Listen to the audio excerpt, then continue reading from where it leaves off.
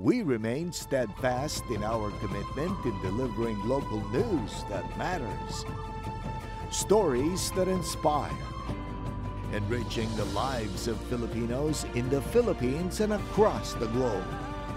This is your GMA Regional TV. Buong puso para sa Pilipino. Ang mga pinakamalalaking balita ngayong Martes. 2 kaso ng pertussis sa Region 1 na itala sa Pangasinan.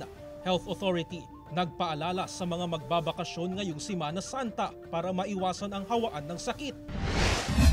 2 lalaking environmental activists dinukot umano na mga hindi pa nakikilalang salarin sa San Carlos City, Pangasinan.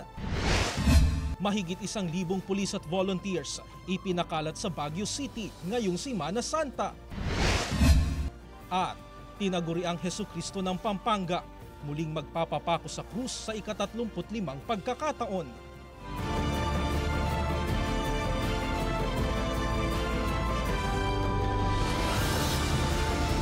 Ito ang GMA Regional TV 1 North Central Luzon.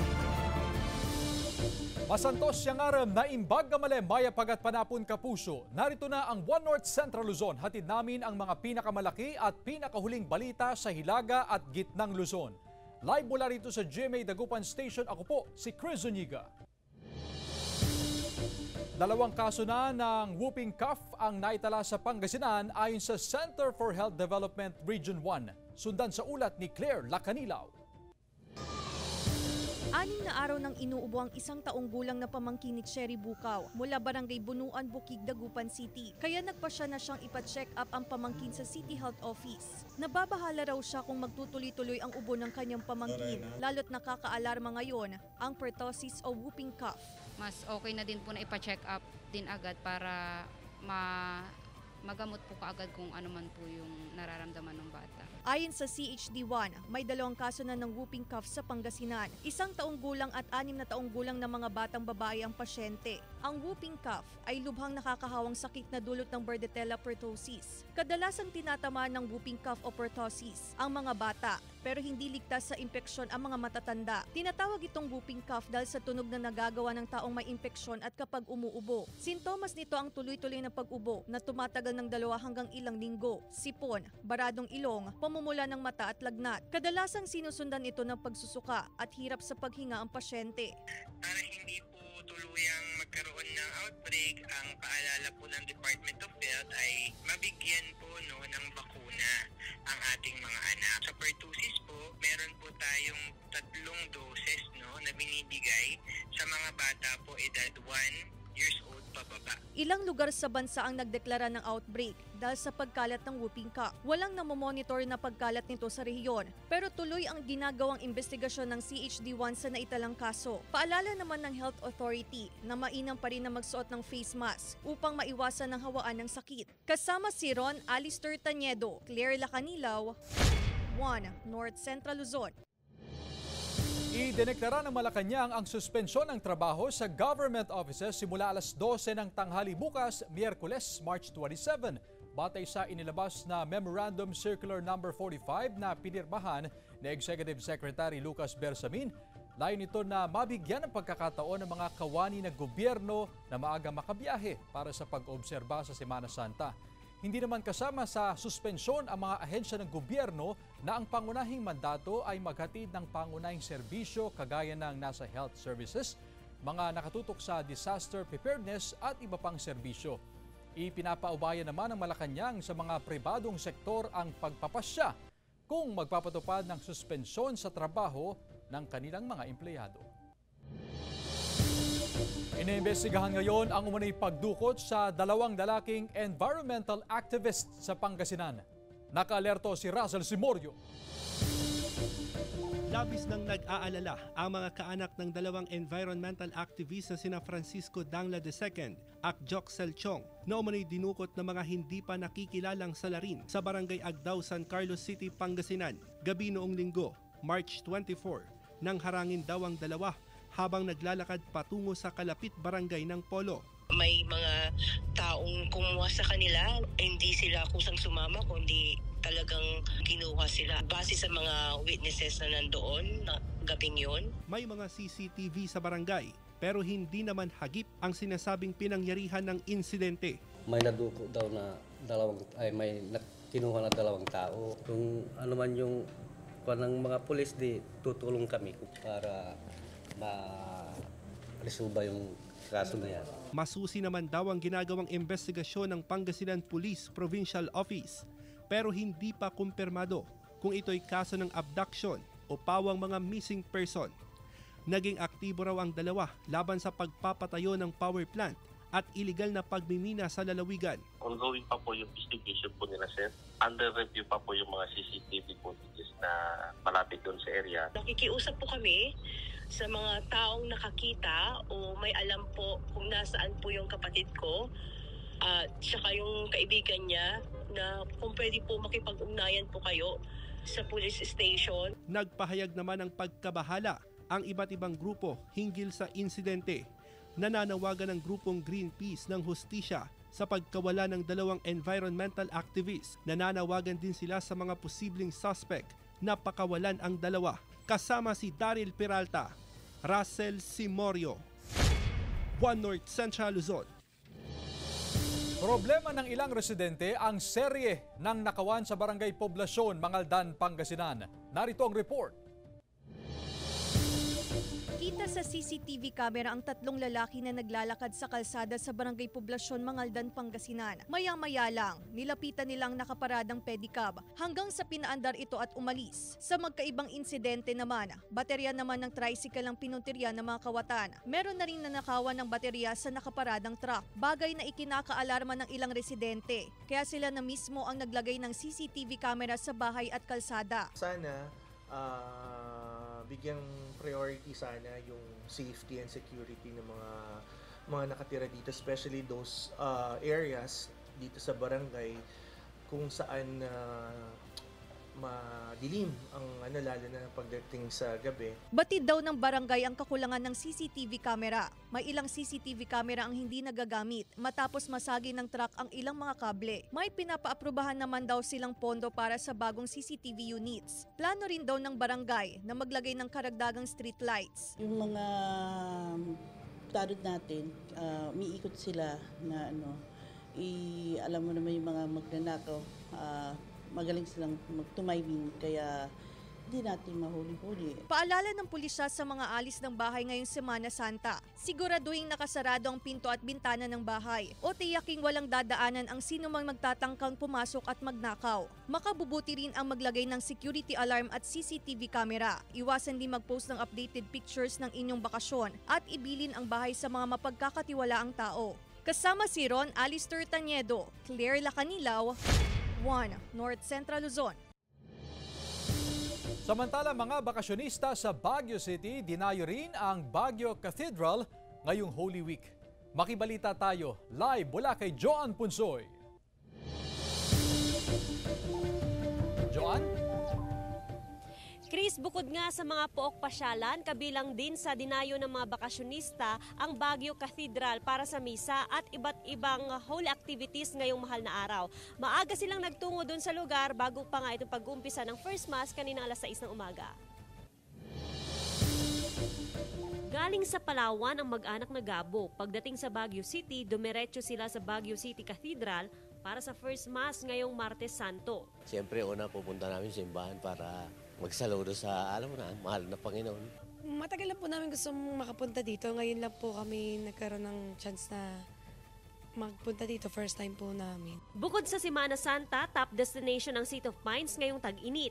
Na-enjoy ng mga namamasyal ang 27 degrees Celsius na temperatura sa Baguio City. Hindi rin pinalagpas ng ilang bisita ang mag-boating sa Burnham Park. Na ayon sa pamunuan ng Burnham Park, manageable pa naman ang lalim ng tubig sa lawa. Kasi po itong apo ko yung sasakay lang para experience. Pwede pa naman. Hindi naman siya yung talagang mababa na pag sumagwan abot na sa floor level niya. Samantala, fully booked na ang mga hotel sa lungsod pero may bakante pa raw na transient houses. Pinaghahanda naman ng PNP ang pagbigat ng daloy ng trapiko sa mga susunod na araw. Kaya nasa 1,100 na miyembro ng Baguio City Police at volunteer groups ang ipinakalat sa lungsod. may deployment plan upang lagyan ng tao for monitoring purposes itong ating mga churches, mga tourist spots at busy streets, no, at ang mga places of convergence para may enough na police visibility. Ipatutupad pa rin ang coding scheme hanggang sa Biyernes Santo para makontrol ang traffic flow dito sa lungsod ng Baguio. Lifted naman ang coding pagdating nga sa weekend. Kumpara naman kaninang umaga, mas marami ngayon itong mga bakasyonista o bisita na nandito sa Burnham Park para i-enjoy nga itong iba't ibang recreational activities dito sa lugar. Bukas ang Cannon Road, Marcos Highway at Nagilian Road, pero ayon na rin sa otoridad, umiwas na lamang na dumaan sa may Cannon Road dahil na rin sa inaayos na bahagi ng kalsada, particularly sa may Camp 6 kung saan kailangang dumaan sa mababaw na bahagi ng ilog bilang alternatibong ruta. Chris? Maraming salamat, Joan Punsoy.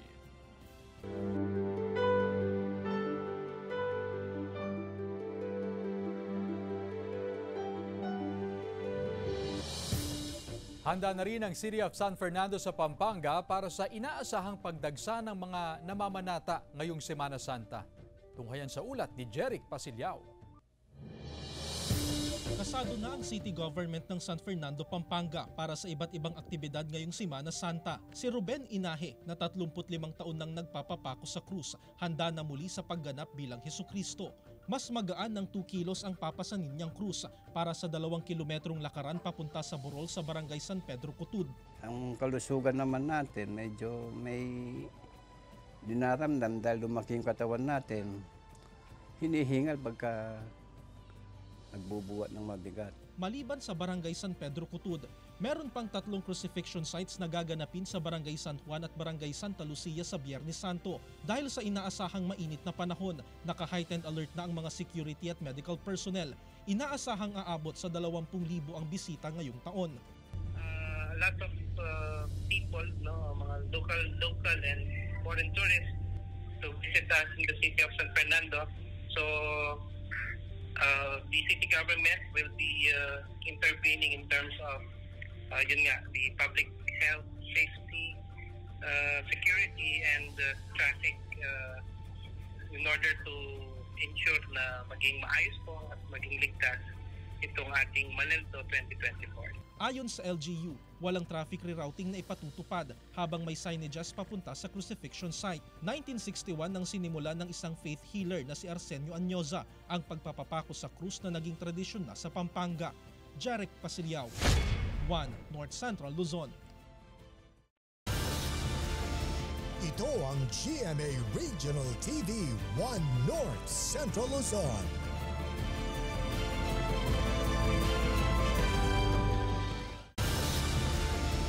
Ito ang GMA Regional TV 1 North Central Luzon. Nasunog ang 4 na bahay sa Likwaan, Baay, Abra pasado alas 4 ng hapon noong linggo. Sa inisyal na investigasyon ng BFP, nagmula ang sunog sa linya ng kuryente sa ikalawang palapag ng isa sa mga bahay. Mabilis na kumalat ang apoy dahil gawa sa kahoy ang istruktura na sinabayan pa ng malakas na hangin. Partially burned ang 2 nitong katabing bahay. Naunang nagtulong-tulong ang mga residente at ang Community Fire Auxiliary Group para maapula ang sunog. Wala namang naitalang nasugatan sa insidente. Pero aabot sa 1.2 million pesos ang estimated cost of damage sa 4 na bahay. Iba't ibang ahensya naman ng gobyerno may panawagan sa publiko ngayong Drowning Prevention Month. Alamin sa ulat ni Ivy Hernando. Ultimo mga timba, hindi nakakaligta ang takpan ni Renali upang hindi mapaglaruan ng maliliit niyang anak na posibleng maging sanhiraw ng pagkalunod. Hindi rin niya pinapayagang magpunta sa dagat ang mga anak na ilang metro lang ang layo sa kanilang tirahan. Bagbaga mga kuhandam ang mapantabaybay, ma'am. At na maiwasan ti malmus, ma'am. Ang buwan ng Marso ay itinuturing Drowning Prevention Month. Sa Ilocos Norte, 25 drowning cases ang naitala ng PNP noong 2023. Edad 10 hanggang 20 ang mga biktima. Karamihan nangyari sa ilog at irrigation canal. So sana po ngayong year mabawasan or sana wala pong ma-record na insidente lalong-lalo na po ngayon na malapit na po ang summer vacation. Ayon sa health sector, kapag umabot ng 5 hanggang 10 minuto na walang oxygen at blood circulation papunta sa utak, ay delikado at maaaring mauwi sa brain damage. Pag umabot ka na kasi sa ospital, di ba? Hindi na prevention yun eh. Cure na yun. So prevention is more important.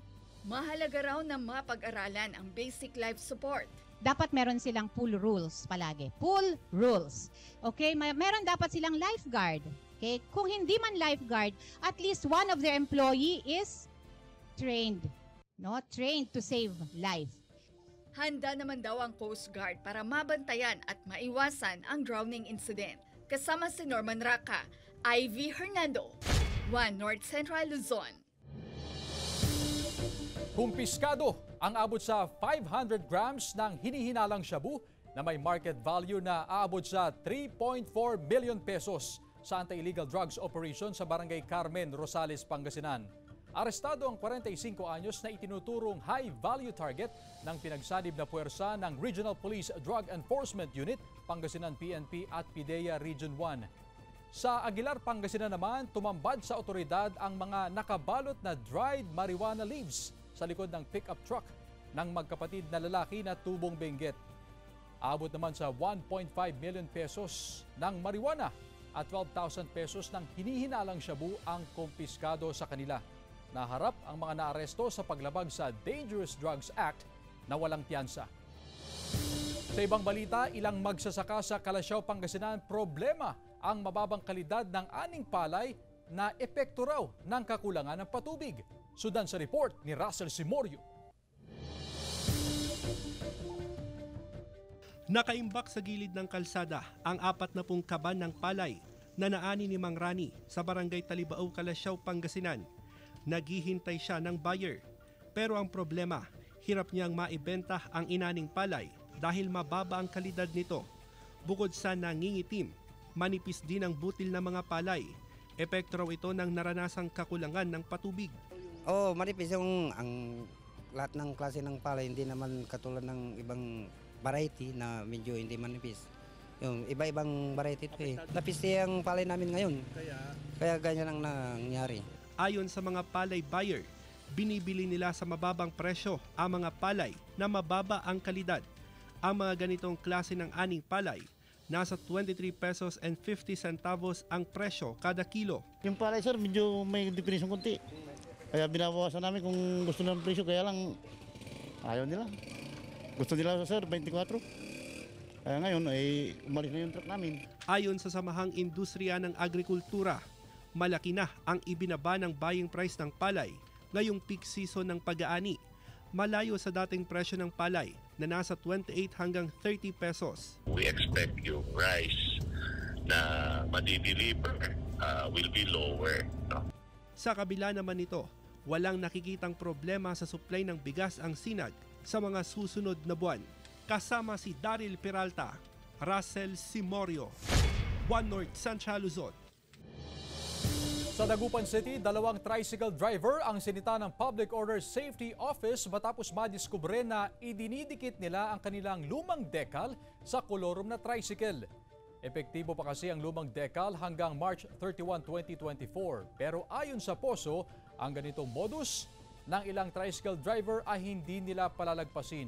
Lahat ng may 2023 sticker pinapara ng POSO para i-check kung totoong pagmamay-ari nila ang nakadikit na decal. Pinayuhan naman ang mga lehitimong namamasada na sumunod na lang sa batas kaysa magmulta.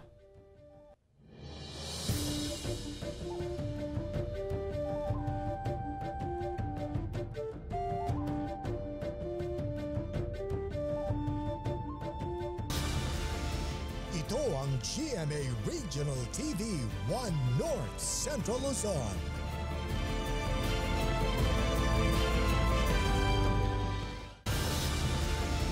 Ito ang GMA Regional TV 1 North Central Luzon.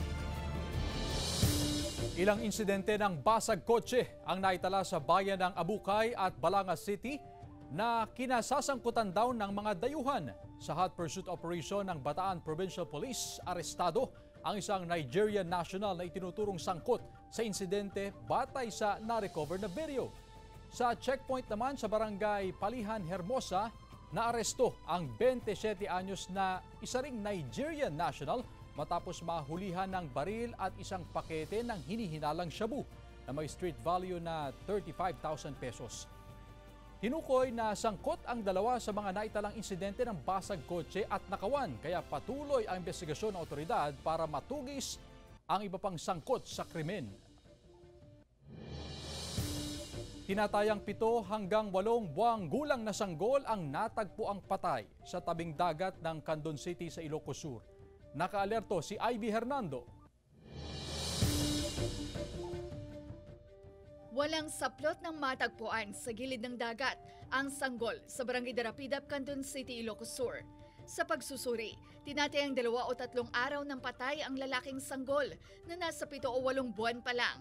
Inilibing na ang sanggol sa public cemetery ng lungsod habang tuloy ang investigasyon sa ina na nag-abandona sa anak. Bangkay na nang iuwi sa kanilang bahay ang 56 anyos na padre de pamilya na si Samuel Abrojena na natagpuan palutang-lutang sa ilog ng Kawayan, Ilocos Sur. Sa death certificate, hindi natukoy ang sanhi ng pagkamatay, pero hinala ng pamilya, posibleng nadulas ito at nalunod sa ilog. Walang nakikitang foul play ang pulis sa insidente. Dead on arrival naman sa ospital ang isang tricycle driver matapos mabangga ng SUV sa San Nicolas, Ilocos Norte. Sa kuha ng CCTV, iniwasan ng SUV ang isang pedestrian sa sidewalk, kaya nito sinalpok ang tricycle, dahilan para mahulog ang driver at pumailalim sa dumadaang truck. Sugatan naman ang asawa niyang 7 buwang buntis, nasakay din ng tricycle pero nasa maayos ng kondisyon. Ayon sa pulisya, sumuko na sa kanila ang driver ng SUV para makipag-ayos sa pamilya ng biktima. Ivy Hernando, 1 North Central Luzon.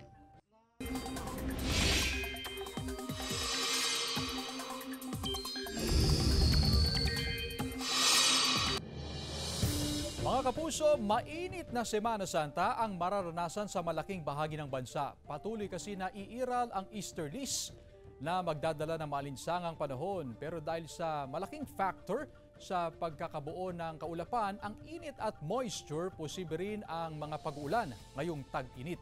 May tsansa ng ulan sa Abra, Isabela, La Union, Benguet, Nueva Vizcaya, Quirino, Aurora, Pangasinan, Tarlac, Pampanga at Zambales.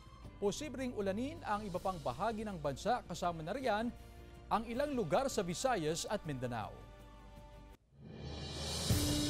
Justice Zone na inilunsad sa Dagupan City, layon daw na pabilisin ang usad ng kaso at pagkamit ng hustisya.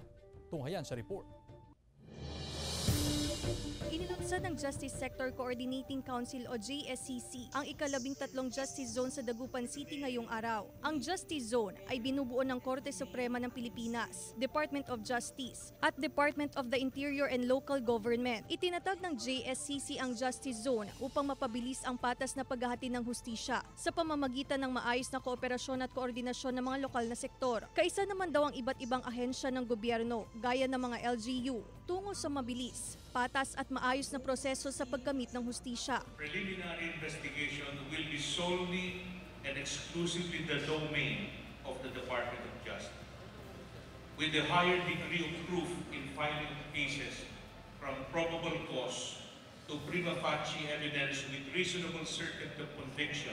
Isa sa nakikitang sagabal sa pagkamit ng mabilis na hustisya ay ang kamangmangan sa batas at ang kahirapan sa buhay. Kaya sa pakikipagtulungan ng iba't ibang ahensya ng gobyerno, nais nilang iparating na ang hustisya ay para sa lahat at walang pinipiling estado sa buhay. Ayon pa kay Supreme Court Chief Justice Alexander Gesmundo, paraan daw ito upang maibalik ang tiwala ng publiko sa justice system ng bansa. A justice zone is an area where key programs relating to the delivery of justice are in place to maximize coordination among different agency actors to address the pregnant issue of delay and the greater problem of accountability. Together with the JSCC, we will also improve the digitization of case management systems. Kasama si Ron Alistair Taniedo, Claire Lacanilaw, 1 North Central Luzon.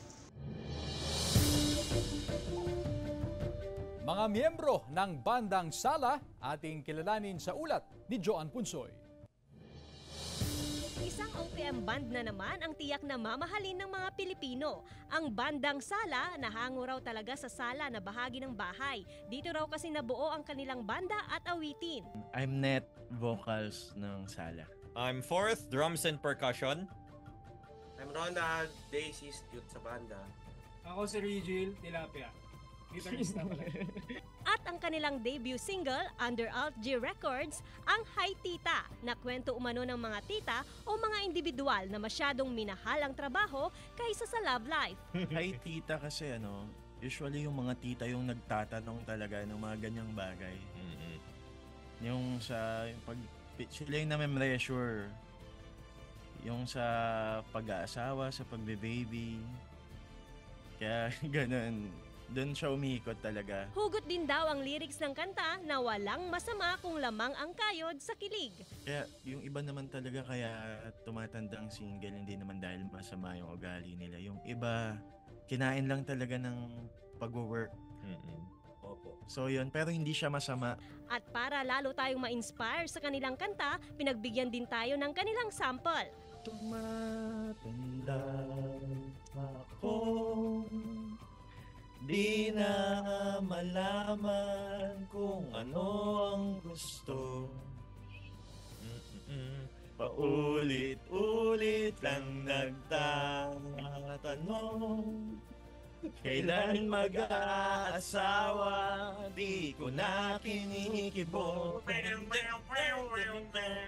Ngayon pa lang, nagpapasalamat na ang Sala Band sa mainit na pagtanggap at pagtangkilik sa kanilang awitin. Joan Punsoy, One North Central Luzon.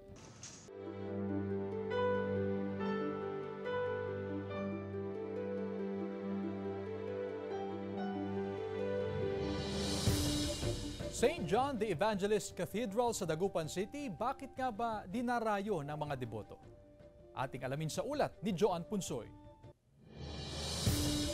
Dinarayo ng mga deboto tuwing bisita iglesia ang St. John the Evangelist Cathedral sa Dagupan City. Dito nagmimisa ang Arsobispo ng Lingayen Dagupan Archdiocese na si Archbishop Socrates Villegas. Katabi lang din nito ang Archbishop Palace. Karugtong ng main altar ang chapel ng Our Lady of Manawag. Nandito ang replika ng Our Lady of the Most Holy Rosary of Manawag at ang Santo Entierro. Pero bago pa ito nakilala bilang Chapel of Our Lady of Manawag, nakilala ito bilang Chapel of the Saints dahil sa iba't ibang imahe ng santo na nakalaga. Matatagpuan ang mahigit 20 relics ng santo, maging ni Jesucristo. Binuksan ito sa publiko para sa veneration, gaya ng bahagi ng buhok ni St. John Paul II, buto ni St. John Chrysostom at St. Ambrose, relics ni na Padre Pio, St. Joseph at St. Therese, at ang relics of Passion ni Jesucristo.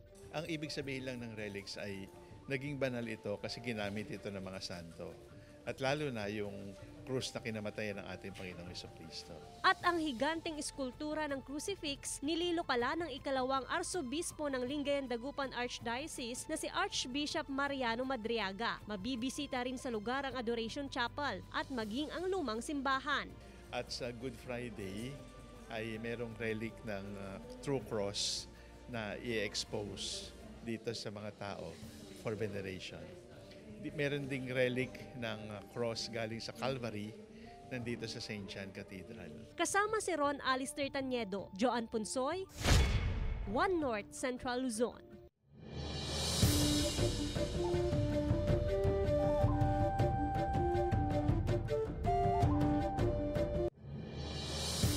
Samantala, mapapanood niyo po ang episode nito at iba pang pinakahuling lokal na balita sa official website ng GMA Regional TV, www.gmaregionaltv.com. Pwede rin kayong bumisita sa aming official YouTube channel, GMA Regional TV, at i-click ang subscribe button para sa pinakamainit na balita mula sa mga rehiyon. Nais din naming pasalamatan ang mga kapuso sa Hilaga at Gitnang Luzon, maging ang mga kapuso natin abroad. Dahil sa GMA Regional TV, Local News Matters. At yan ang mga pinakamalaki at pinakahuling balita sa Hilaga at Gitnang Luzon. Maraming salamat sa pagsama sa amin pati na ang mga kapuso sa ibang bansa na tumutok sa mga balita sa rehiyon. Ako po si Chris Zuniga. Kami ang GMA Regional TV, One North Central Luzon. Buong puwersa para sa mas malaking misyon at mas malawak na pagdilingkod sa bayan.